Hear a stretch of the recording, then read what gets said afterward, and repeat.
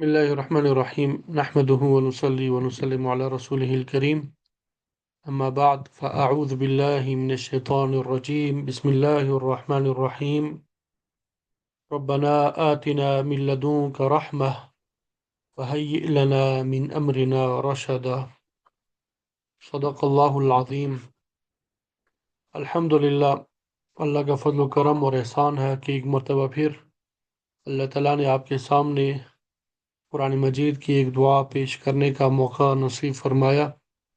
اللہ تعالیٰ ہمیں خیر و عافیت کے ساتھ یہ کورس مکمل کرنے کی توفیق اور سعادت نصیب فرما دیں۔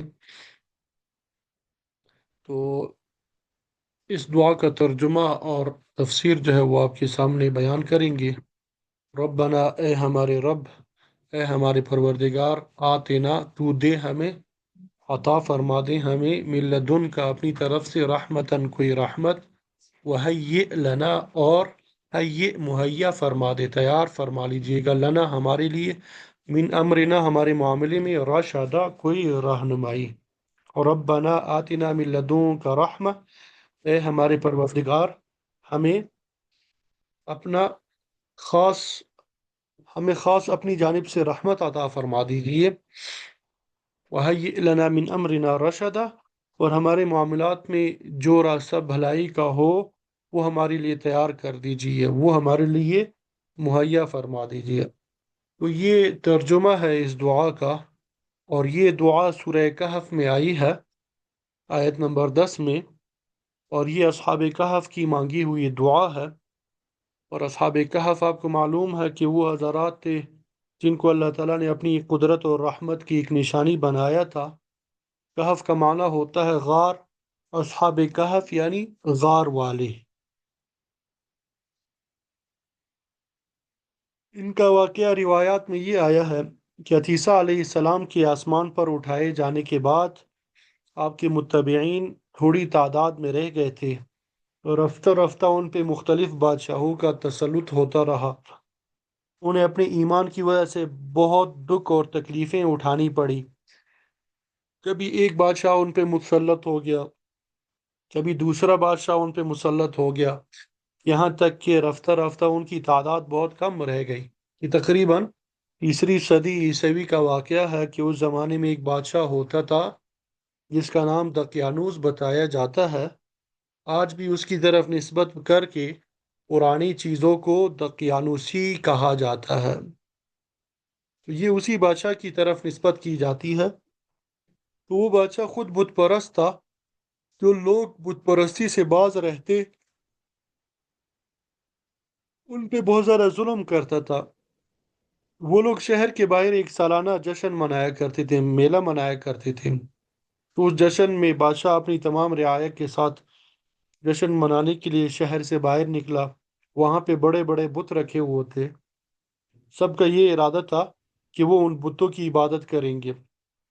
ان رعایا میں 7 افراد ایسے تھے جو کسی طرح بھی شرک کا ارتکاب کرنے کے لیے تیار نہیں تھے، اور یہ سب 7 افراد جو ہے الگ الگ تھے، ایک دوسرے کو جانتے نہیں تھے۔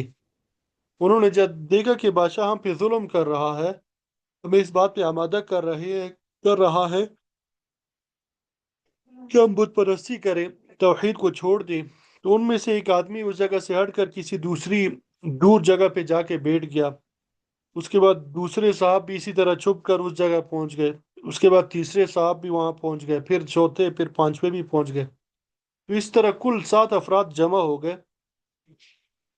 اور ایک دوسرے کو پتہ نہیں کہ ہم کیوں الگ ہوئے ہیں، اور ان میں سے کوئی دوسرے کو بتانا بھی نہیں چاہتا تھا کہ میں یہاں کیوں آیا ہوں۔ ڈر لگ رہا تھا کہ بھئی اسٹیبلشمنٹ کے بندے ہو سکتے ہیں، کیونکہ اس بات کا اندیشہ تھا کہ اگر یہ بادشاہ پہ کھل گئی حقیقت کہ یہ لوگ بت پرستی سے بچ کے یہاں جمع ہوئے ہیں، تو وہ بادشاہ ان پہ ظلم کرے گا۔ اس وجہ سے ایک دوسرے سے بھی نہیں پوچھ رہے تھے کہ تم یہاں کیوں آئے ہو۔ جب کافی دیر گزر گئی تو ان میں سے ایک شخص نے ہمت کر کے اپنے ساتھی سے پوچھا کہ تم یہاں کیوں آئے ہو۔ اس نے جواب دیا کہ یہ بادشاہ ہم سے شرک کرانا چاہتا ہے، ہم شرک سے بچ کے یہاں آئے ہیں۔ رفتہ رفتہ ایک کر کے سب نے ظاہر کر دیا، یہ سب اسی ایک مقصد کے لیے الگ ہوئے ہیں۔ تو سب نے مل کے مشورہ کیا کہ اب ہم کیا کریں، بادشاہ کے ظلم سے ہم کیسے نجات حاصل کریں۔ اور وہاں بادشاہ کو ان کے بارے میں پتہ چل گیا، چنانچہ اس نے اپنے کارندے بھیج کے ان کو پکڑوا لیا اور اپنے پاس بلا لیا، اور ان سے کہا کہ یا تو تم بت پرستی کرو ورنہ ہم تمہیں ہلاک کر دیں گے، قتل کر دیں گے۔ انہوں نے کہا کہ اچھا ہمیں سوچنے کے لیے مہلت دے دے، جس میں اور ہم غور کریں اور پھر ہم فیصلہ کریں گے کہ ہمیں یہ کام کرنا چاہیے کہ نہیں۔ چنانچہ ان لوگوں کو بادشاہ نے مہلت دے دی۔ جب مہلت مل گئی تو اس وقت ساتوں افراد نے یہ دعا مانگی، ربنا آتنا من لدنک رحمتا وہیئ لنا من امرنا رشدا، کہ اے پروردگار ہمیں اپنی طرف سے ایک ایسی رحمت دے دیجئے کہ ہمارے لیے ہدایت کا راستہ اور بھلائی کا راستہ تیار شدہ مل جائے۔ تو اللہ تعالیٰ نے ان کے دل میں یہ بات ڈالی تو انہوں نے آپس میں ایک دوسرے سے کہا، وَإِذِ اعْتَزَلْتُمُوهُمْ وَمَا يَعْبُدُونَ إِلَّا اللَّهَ فَأْوُوا إِلَى الْكَهْفِ يَنشُرْ لَكُمْ رَبُّكُمْ مِنْ رَحْمَتِهِ وَيُهَيِّئْ لَكُمْ مِنْ أَمْرِكُمْ مِرْفَقًا، کہ جب تم نے ان لوگوں سے کنارہ کشی اختیار کر لی اور اللہ تعالیٰ کو چھوڑ کر جن خداؤں کی وہ عبادت کرتے تھے ان کو بھی تم نے چھوڑ دیا، اب ایسا کرو کہ ایک غار میں پناہ لے لو، اللہ تعالیٰ ضرور ہمارے لیے اپنی رحمت پھیلا دے گا، اللہ تعالیٰ ضرور ہمارے لیے آسانی کا راستہ تیار فرما دیں گے۔ یہ ساتوں افراد ایک غار میں جا کے چھپ گئے۔ اللہ تعالیٰ فرماتے ہیں کہ جب وہ لوگ غار میں جا کے لیٹ گئے تو وَلَبِثُوا فِي كَهْفِهِمْ 300 سِنِينَ وَازْدَادُوا تِسْعًا، کہ وہ 309 سال غار میں سوتے رہے۔ وَلَبِثُوا فِي كَهْفِهِمْ 300 سِنِينَ وَازْدَادُوا تِسْعًا، 309 سال تک وہ غار میں سوتے رہے۔ بعض حضرات نے یہاں یہ نقطہ بیان فرمایا، قرآن مجید نے یوں بیان فرمایا کہ وہ لوگ غار میں 300 سال رہے اور 9 سال زیادہ، تو 300 سال تو شمسی حساب سے ہے اور قمری حساب سے 9 سال اور بڑھ گئے، اس لیے کہ قرآن مجید نے یہ نہیں کہا کہ وہ 309 سال تک غار میں رہے، بلکہ الگ الگ بیان فرمایا کہ 300 سال رہے اور 9 سال کا اضافہ کر لو، اس لیے کہ قمری سال چھوٹا ہوتا ہے،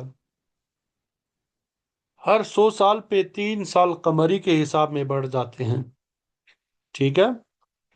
یہ 36 سالوں کے بعد 1 سال کا اضافہ ہوتا ہے تقریباً۔ وَنُقَلِّبُهُمْ ذَاتَ الْيَمِينِ وَذَاتَ الشِّمَالِ، یعنی ہم ان کو پلٹتے رہتے تھے، کبھی داہنی طرف کبھی بائیں طرف، یعنی اسے نیند کی حالت میں ان کو کروٹیں دیتے رہتے تھے، کیونکہ اگر وہ لوگ لمبے عرصے تک سیدھے لیٹے رہتے تو ان کی پشت پہ زخم ہو جاتی، اس طرح 300 سال تک کروٹیں دلواتے رہے۔ اور سورج کے بارے میں فرمایا کہ وہ ان کے دائیں بائیں سے گزر جاتا تھا، ان کے اوپر براہ راست اثر انداز نہیں ہوتا تھا۔ کتے کے بارے میں فرمایا تھا وَكَلْبُهُمْ بَاسِطٌ ذِرَاعَيْهِ بِالْوَصِيدِ، کہ ان کا کتا اس غار کی چوکھٹ پہ اپنے بازو پہ لائے ہوئے بیٹھا تھا۔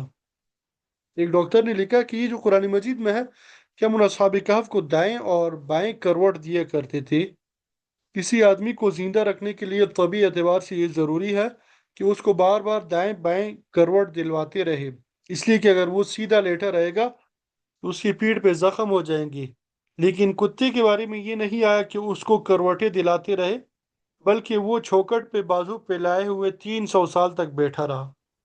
ڈاکٹر کہتا ہے کہ انسان اور کتے میں یہ فرق ہے کہ انسان کی پشت میں تو زخم ہو جاتے ہیں، لیکن کتے کی کھال میں اللہ تعالیٰ نے یہ صلاحیت رکھی ہے کہ اسے زیادہ دیر زمین پہ رکھنے کی وجہ سے اس میں زخم نہیں ہوتے۔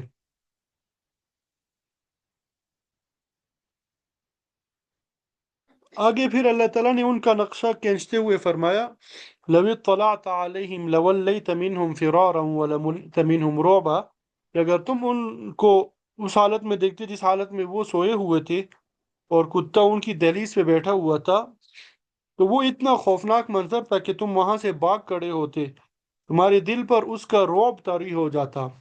309 سال تک اسی طرح سوتے رہے، پھر ان کو ہم نے نیند سے بیدار کیا، اور بیدار ہونے کے بعد آپس میں ایک دوسرے سے سوال کرنے لگے کہ ہم کتنی دیر سوتے رہے، کسی نے کہا کہ ایک دن سوئے، کسی نے کہا کہ دن کا کچھ حصہ سوئے ہیں، آخر کار انہوں نے کہا کہ تمہارا رب ہی زیادہ بہتر جانتا ہے کہ تم کتنا عرصہ سوئے ہو۔ لیکن بھوک لگی ہوئی ہے، کچھ کھانے پینے کا انتظام کرنا چاہیے۔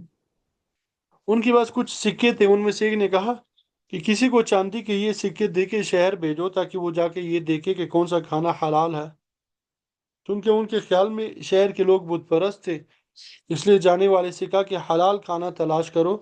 اس حالت میں بھی یہ فکر تھی کہ کھانا حرام نہ ہو، اور دیکھو چھپ کے جانا، کسی کو پتہ نہ چلے کہ تم کہاں سے آ رہے ہو۔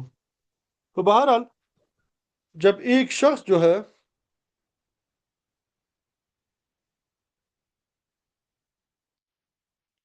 سکہ لے کے گیا دکان پہ، لے جا کے سکے دیے، جب دکاندار نے وہ سکے دیکھے تو اس نے ان کی شکل اوپر سے نیچے تک دیکھی اور ان کے سکے دیکھے، ان سے پوچھا کہ تم کہاں سے آ رہے ہو؟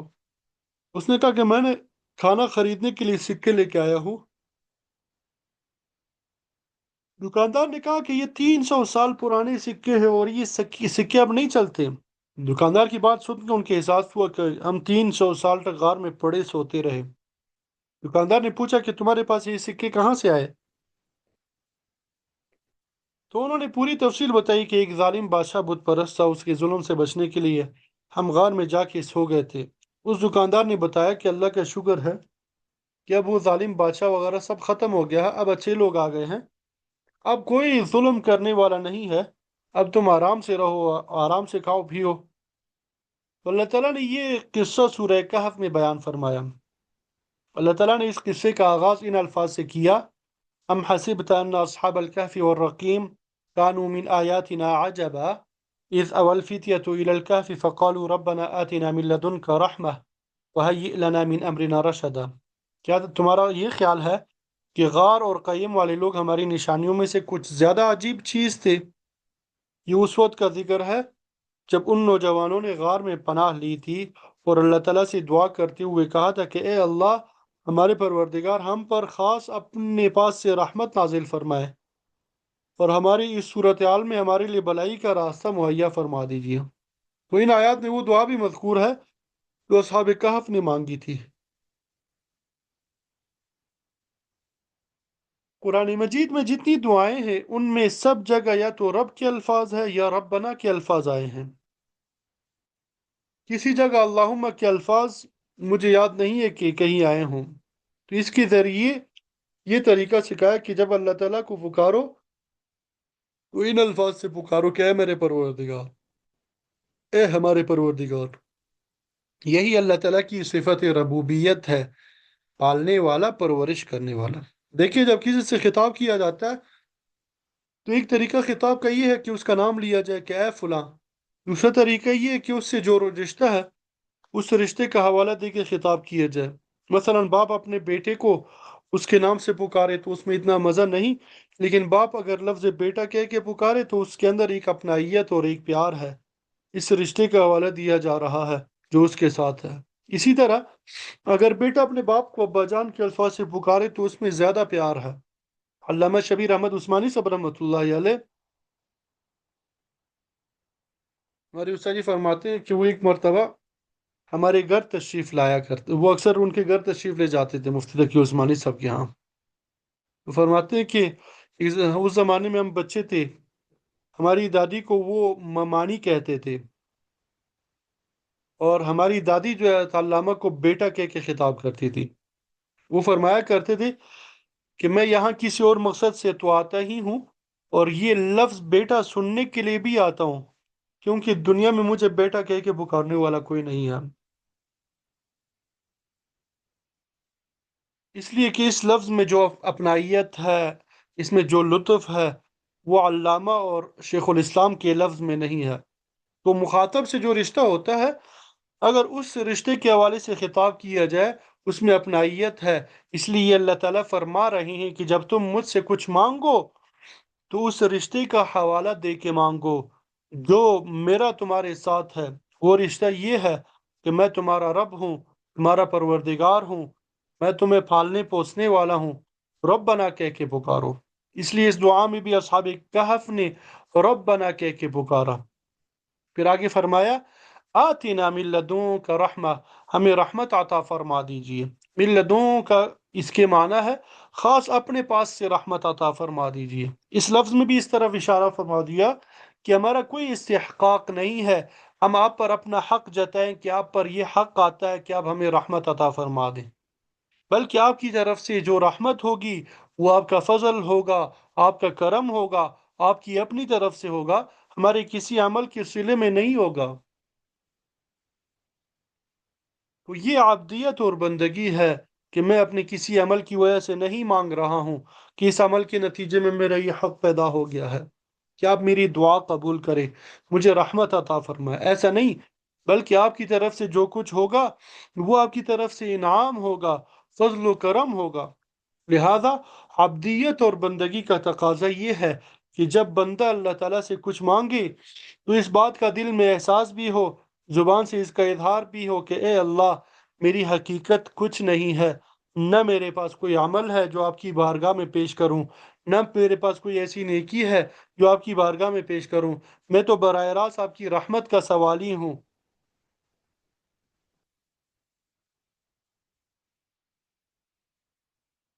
एक अहम बात जो है वो ये कि तवस्सुल यानी किसी वसीले से दुआ करना, एक तरीका ये होता है कि आमाल सालिहा के वसीले से दुआ करना कि ए अल्लाह, मैंने फला अमल सिर्फ आपके लिए किया था, उस मैं उस अमल के वसीले से आपसे दुआ मांगता हूँ कि आप मेरा ये काम कर दीजिए। इसको तवस्सुल बिल आमाल सालिहा कहा जाता है।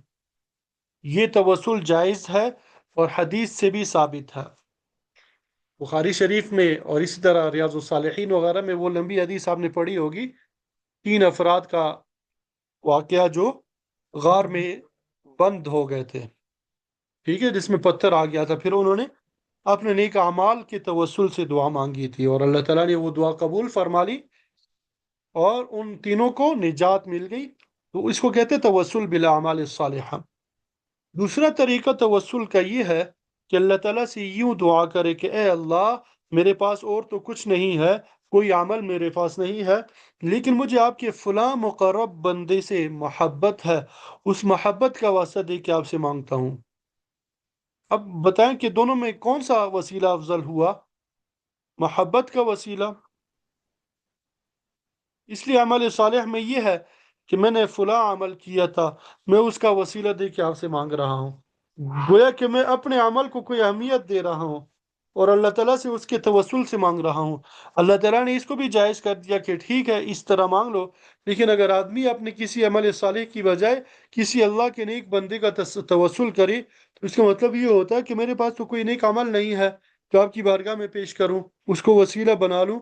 अलबत्ता फ़लाँ बुज़ुर्ग जो आपके मुक़र्रब बंदे हैं, मुझे उनसे मोहब्बत है, उस मोहब्बत का वास्ता देता हूँ, मेरे नज़दीक ये ज़्यादा अफजल है तवस्सुल बिल अमल के मुकाबले में।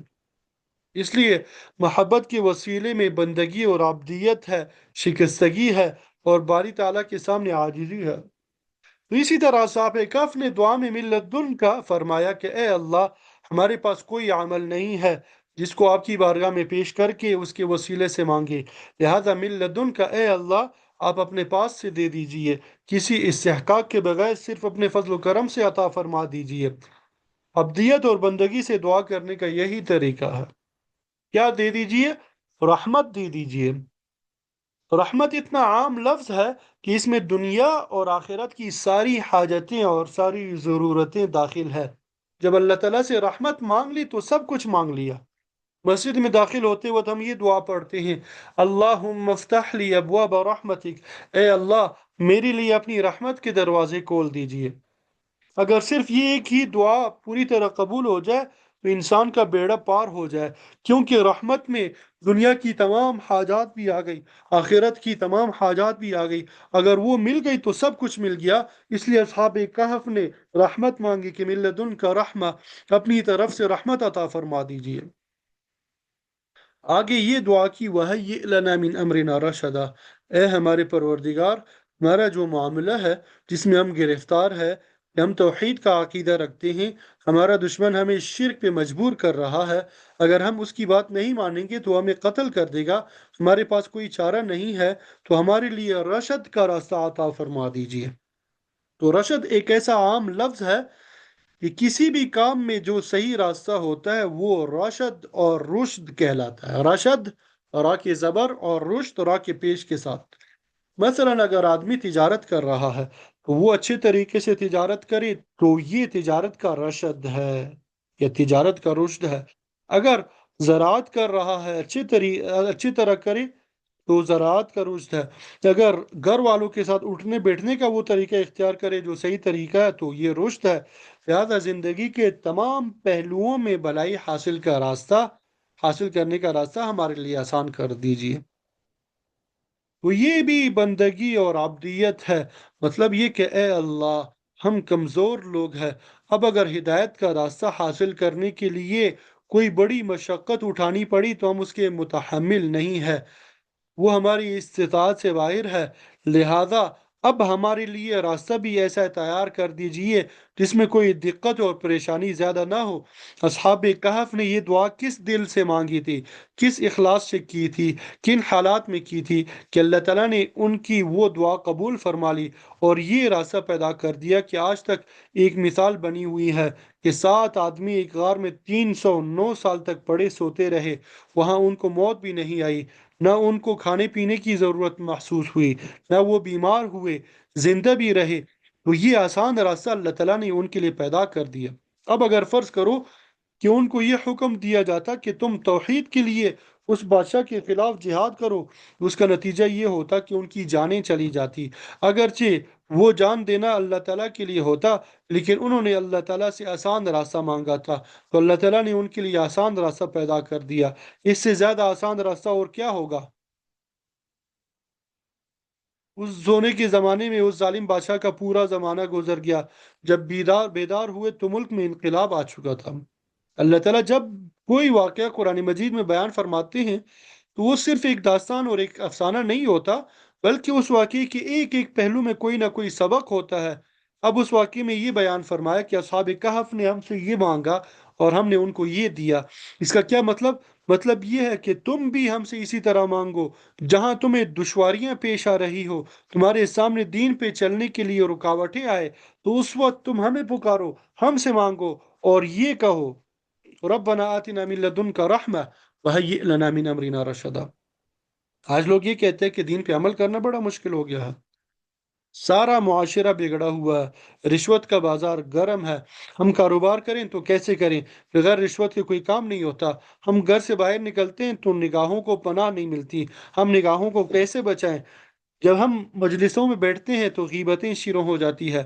اس سے اپنے آپ کو کیسے بچائیں جبکہ پوری مجلس غیبتوں سے گرم ہے؟ نماز باجماعت کا تقاضا پیدا ہوتا ہے لیکن ہم ایسے ماحول میں ہیں جہاں کسی کو نماز کی فکر نہیں، تو ہمارے دل میں بھی رکاوٹیں پیدا ہو جاتی ہے. مطلب سارا ماحول ایسا بگڑا ہوا ہے کہ اس ماحول میں ایک تنہا آدمی کیسے اس طوفان کا مقابلہ کرے؟ ایسے موقع کے لیے اللہ تعالیٰ نے یہ دعا تلقین فرما دی ہے کہ ارے بھائی، اگر تمہیں اس ماحول میں مشکل پیش آ رہی ہے، کوئی دشواری پیش آ رہی ہے، تمہیں پریشانی ہو رہی ہے تو ہم کو کیوں نہیں پکارتے، ہم سے کیوں نہیں کہتے اور ہم سے کہو ربنا آتنا من لدنک رحمہ وہیئ لنا من امرنا رشدا. اے اللہ میں اس ماحول کے اندر گر گیا ہوں، ظلمتوں کا پہاڑ ہے، تاریکیوں کا اور گناہوں کا پہاڑ ہے، میں ان کے اندر گر چکا ہوں. آپ مجھے بچا لیجئے. آپ مجھے کیا کریں؟ بچا لیجئے.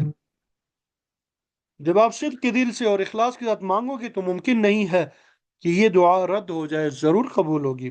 دیکھیں، جب انسان کوئی دعا دنیاوی مقصد کے لیے مانگتا ہے کہ اے اللہ مجھے فلاں ملازمت عطا فرما دیں، فلاں منصب عطا فرما دیں، تو ضروری نہیں ہے کہ وہ ملازمت اور وہ منصب مل جائے. کیوں؟ اس لیے کہ اللہ تعالیٰ جانتے ہیں کہ اگر ہم نے اس کو یہ منصب دے دیا تو یہ منصب اس کو خراب کرے گا، اس کے اندر تکبر پیدا ہو جائے گا، یہ دوسروں پہ ظلم کرے گا. اس لیے نہیں دیتے. اور وہ منصب تمہاری مصلحت کے مطابق نہیں ہوتا. لیکن اگر تم اللہ تعالیٰ سے دین مانگو، اصلاح مانگو، گناہوں سے بچنے کی توفیق مانگو، طاعات عبادات اور نیک اعمال کی توفیق اللہ تعالیٰ سے مانگو، صدق کے دل سے مانگو، تو کیا وجہ ہے کہ اللہ تعالیٰ تمہاری یہ دعائیں قبول نہ کرے؟ کیا اللہ تعالیٰ کو تمہارے ساتھ دشمنی ہے؟ تو بہرحال اس واقعے سے ہمیں یہ سبق دیا جا رہا ہے کہ جس طرح اصحاب کہف دقیانوس بادشاہ کی سلطنت میں کفر اور شرک میں گر گئے تھے، موت سامنے کڑی ہوئی تھی، لیکن اس موقع پہ انہوں نے جب ہمیں پکارا تو ہم نے ان کو اس معجزانہ انداز سے اس ظلم اور ستم سے بچا لیا۔ اس لیے جب کبھی شیطان کی طرف سے یہ خیال دل میں آئے کہ اگر ہم صحابہ کرام رضوان اللہ تعالی علیہ مجمعین کے زمانے میں پیدا ہوئے ہوتے تو ہمارے لیے دین پہ چلنا آسان ہو جاتا، لیکن اب تو ہم 21ویں صدی میں پیدا ہوئے ہیں جہاں چاروں طرف ظلمتیں بکھری ہوئی ہے۔ اس ماحول میں ہم کیسے دنیا والوں سے لڑائی مول لیں؟ تو اس موقع پہ اللہ تعالیٰ کی طرف سے رجوع کر کے اپنی بے بسی اور بے چارگی کا اظہار کرنا چاہیے۔ ہمارے حضرت ڈاکٹر عبدالحی عارفی صاحب رحمۃ اللہ علیہ فرمایا کرتے تھے کہ ذرا تصور کرو کہ میدان حشر قائم ہے، وہاں پر تم اللہ تعالیٰ کے سامنے پیش ہوئے، تم سے یہ سوال ہوا کہ تم نے دین کے فلاں حکم پہ کیوں عمل نہیں کیا تھا، فلاں گناہ کا کیوں ارتکاب کیا تھا۔ اس وقت اللہ تعالیٰ کو تم یہ جواب دے دینا کہ اے اللہ، آپ نے ہمیں ایسے زمانے میں پیدا کیا تھا جہاں ہر طرف فسق و فجور کا بازار گرم تھا، میں اپنے آپ کو اس ماحول سے کیسے بچاتا۔ اللہ تعالیٰ اس کے جواب میں یہ فرمائیں کہ اگر تمہیں یہ مشکل پیش آ رہی تھی تو تم مجھ سے کہتے، میں نے جگہ جگہ قرآن مجید میں بیان کیا ان اللہ علی کل شیء قدیر۔ کیا تم کو میری قدرت پہ بھروسہ نہیں تھا؟ کیا تم کو میری رحمت پہ بھروسہ نہیں تھا؟ مجھ سے اخلاص کیوں نہیں مانگا؟ اس وقت تمہارے پاس کیا جواب ہوگا؟ اب آدمی کسی گناہ کے اندر مبتلا ہے اور اس سے وہ گناہ نہیں چھوڑا جاتا، وہ آدمی کم از کم تو یہ کرے کہ اللہ تعالیٰ سے روزانہ مانگے، چلتے پھرتے مانگے، اٹھتے بیٹھتے مانگے، اور کہے اے اللہ، میں اس گناہ میں پھنسا ہوا ہوں، اپنی رحمت سے مجھے نکال دیجئے۔ اپنی سی کوشش بھی کرے، اللہ تعالیٰ سے مانگے۔ دیکھیں، اصحاب کہف نے یہ نہیں کیا کہ اسی کفر اور شرک کے ماحول میں بیٹھے رہے اور وہیں پر اللہ تعالیٰ سے دعا کی کہ اے اللہ، ہمیں اس ماحول سے نکال دیجئے، بلکہ اصحاب کہف نے اپنی سی کوشش پہلے کی کہ ان سے الگ ہو گئے اور پھر بھاگ کر ایک غار میں چلے گئے۔ اس طرح انہوں نے اپنے حصے کا کام کر لیا اور پھر اللہ تعالیٰ سے دعا کی کہ ربنا آتنا من لدنک رحمہ وہیئ لنا من امرنا رشدا۔ یہی عمل تم بھی کرو، یہی عمل کیا کرو؟ تم بھی کرو، جتنا عمل تم سے ہو سکتا ہے اتنا عمل کرو، اور پھر اللہ تعالیٰ کو پکارو اور کہو ربنا آتنا من لدنک رحمہ وہیئ لنا من امرنا رشدا۔